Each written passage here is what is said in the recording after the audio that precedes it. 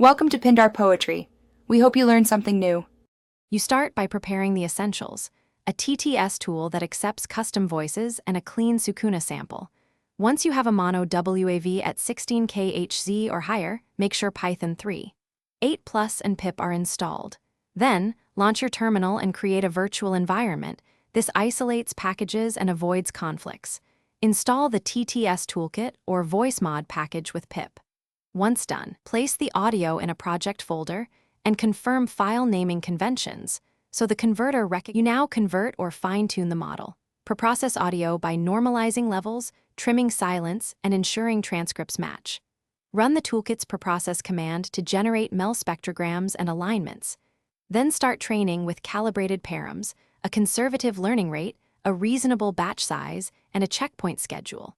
Monitor validation loss and listen to sample outputs after the first checkpoints.